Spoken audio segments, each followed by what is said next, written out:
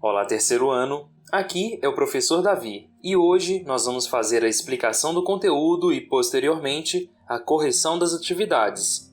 Se você quer ter acesso apenas à correção das atividades, basta clicar no card que vai aparecer aqui acima agora e lá você será direcionado a um vídeo com a correção das atividades da semana. Então vamos à explicação do conteúdo. Essa semana nós vamos trabalhar um jogo de tabuleiro, e este jogo de tabuleiro é o xadrez. O xadrez é um jogo de tabuleiro de característica competitiva, disputada entre dois participantes. Cada um é representado por peças de cores opostas. Geralmente são utilizadas peças pretas e brancas.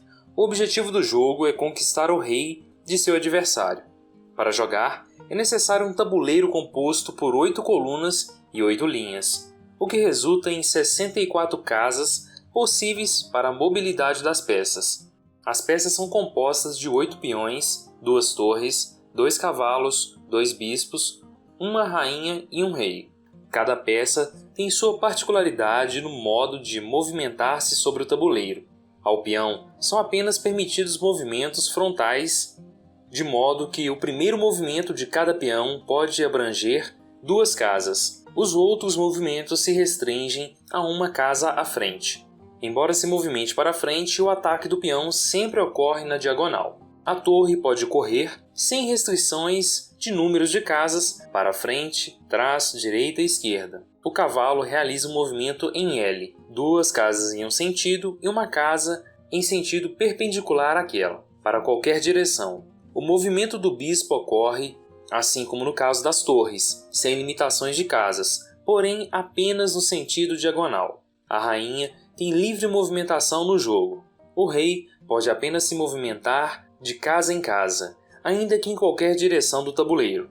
A movimentação das peças por parte dos jogadores é feita a partir de estratégia bastante pensada. É por isso que se costuma usar o xadrez como analogia para quaisquer outras ações de estratégia, como ações políticas, por exemplo.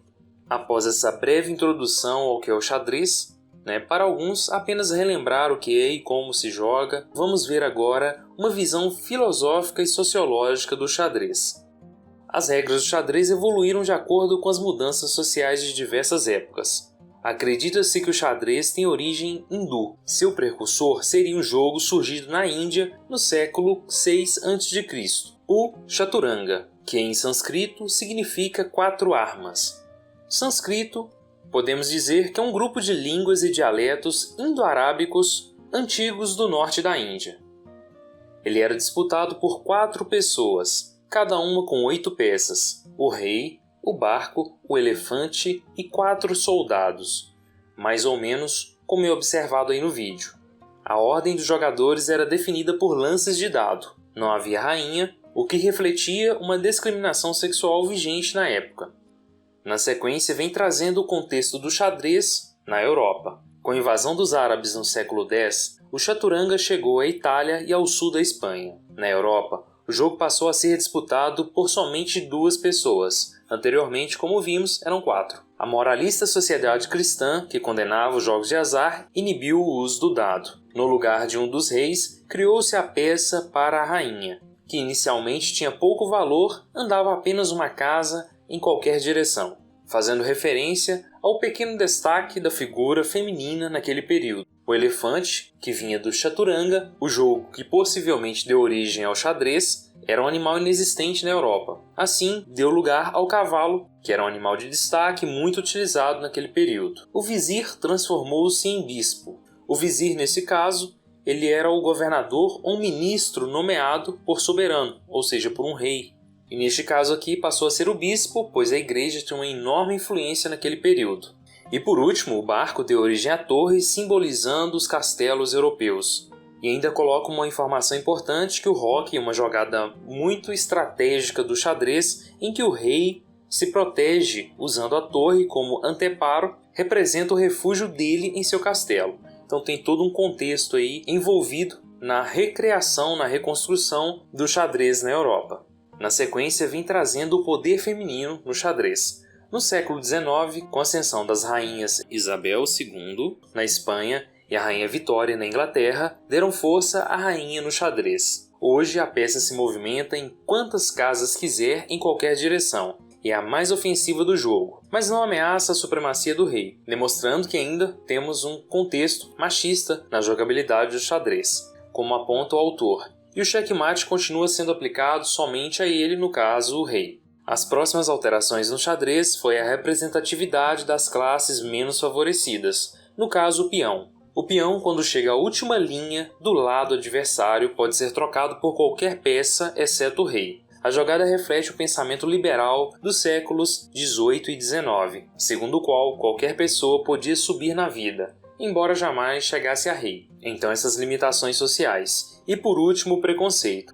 As cores pretas e brancas demonstram a importante influência da sociedade racista e poderosa com relação à evolução e construção das regras do jogo. No sorteio, aquele que fica com as peças brancas é quem começa o jogo. A rainha branca não começa na casa preta e vice-versa.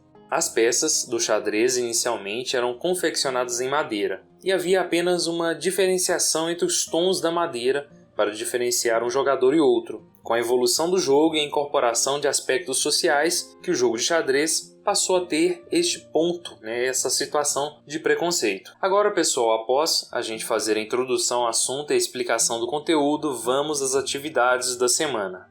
Atividades. Como vimos, o tema principal trabalhado essa semana é o xadrez, e na sequência temos algumas atividades a serem resolvidas. Vamos então às possibilidades de resposta para a atividade 1. Atividade 1. O xadrez teve seu início com regras diferentes das dos dias atuais, mas com uma complexidade tão alta quanto a de agora. Quais as peças utilizadas na origem do xadrez? E aqui como resposta, pessoal, eu coloquei o seguinte: as peças utilizadas no início do xadrez, no jogo de chaturanga, que provavelmente é o jogo que deu origem ao xadrez, eram, no caso, utilizadas o rei, o barco, o elefante e 4 soldados. Tá certo? Fica esta possibilidade de resposta para a atividade 1. Vamos agora à atividade 2. Atividade 2. No texto, a última das regras se refere às cores preta e branca do xadrez, que correlacionam uma situação latente em nossa sociedade atual, o racismo. Mas como percebido, a sociedade influenciou diretamente nas regras, realizando mudanças reais no jogo bem como na realidade social de cada era. Deu uma sugestão de alteração da regra referente às cores do xadrez. Mas atenção, a mudança deve ser funcional. Esta questão exige uma resposta, em parte, pessoal, que é uma sugestão que você deve dar. E assim eu fiz para colocar uma possibilidade de resposta aqui. Eu coloquei o seguinte: eu mudaria as cores para amarelo e verde, extinguindo assim a conotação racista atribuída às cores e regras de início de partida. Ok, pessoal? A possibilidade de cores aqui é muito grande e é, em parte, pessoal. Eu escolhi apenas amarelo e verde para fazer alusão às cores que representam o nosso país, amarelo, verde e azul da bandeira, tá certo? Utilizei apenas o amarelo e o verde. E aqui, com a atribuição dessas cores, a gente exclui essa conotação racista que é atribuída às peças do xadrez quanto ao início da partida. Quem fica com as peças brancas começa a partida, além do posicionamento das rainhas no tabuleiro de jogo no início da partida. Ok, pessoal? Aqui é uma resposta tranquila e com base na que eu construí aqui para vocês, vocês conseguem desenvolver a resposta desta questão aí. Ok? Vamos à atividade 3. A atividade 3 pede o seguinte: posicionem no tabuleiro 2 bispos e 2 torres, indicando no tabuleiro suas possibilidades de movimento com linhas e retas, não podendo elas estar em situação de captura de ambas as peças. Então vamos à possibilidade de resposta aqui. Aí, pessoal, eu construí a seguinte possibilidade de resposta. Temos 2 torres e 2 bispos. A gente sabe muito bem que a torre se movimenta na horizontal e vertical, e o bispo sempre na diagonal. Essa questão é um pouco confusa, porque ela não fala se as peças posicionadas são do mesmo jogador ou de jogadores opostos. Então, eu construí uma resposta que funciona tanto para peças do mesmo jogador quanto de jogadores opostos. Ok, pessoal? Então fica aqui esta possibilidade de construção de resposta para a atividade 3. Depois de resolver a atividade 3, vamos à atividade 4. Atividade 4. O xadrez é um jogo dinâmico e conhecido pelos estudantes como um exercício teórico, mas a verdade é que seu conhecimento deve ser extremamente prático. Neste PET, temos 2 desafios que elevarão suas habilidades no jogo. O desafio das 7 rainhas. A rainha é uma peça extremamente importante no jogo e o manuseio perfeito dela te fará um jogador acima da média. Posicione no tabuleiro abaixo, a partir de uma primeira já posicionada no tabuleiro, mais 6 rainhas sem que elas tenham possibilidade de captura uma da outra. Então vocês devem posicionar as rainhas a partir desta já colocada. E aí, como resposta a este desafio, eu construí o seguinte. Então, como resposta, pessoal, eu coloquei essas possibilidades. Cada uma das bolinhas coloridas representa uma rainha. E em todos os movimentos que elas podem realizar, elas não ficam em situação de captura. Então fica aí esta possibilidade de resposta para a atividade 4, o primeiro desafio. Após resolver este primeiro desafio, vamos ao próximo desafio.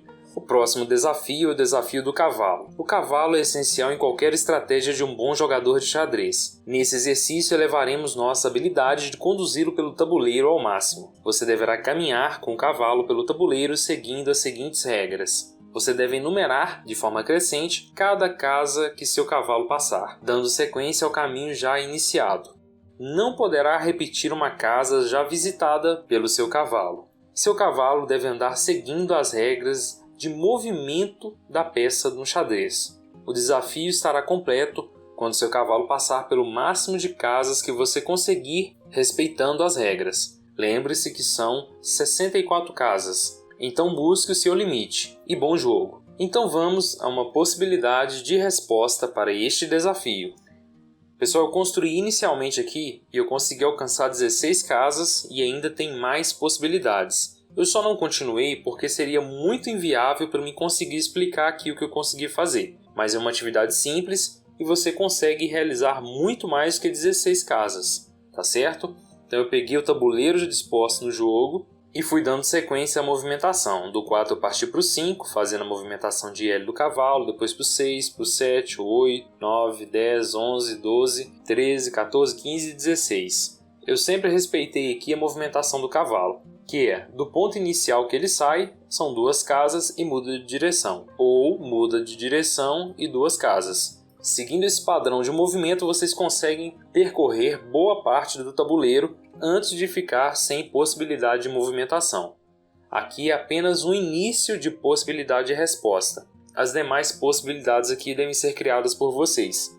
E é isso aí, turma. Depois de finalizar o desafio da movimentação com o cavalo, finalizamos aqui então a nossa semana 3 do PET volume 6. Quaisquer dúvidas vocês podem deixar no campo de comentários, eu vou procurar responder todo mundo. Se inscrevam no canal para dar aquela força pra gente e um forte abraço.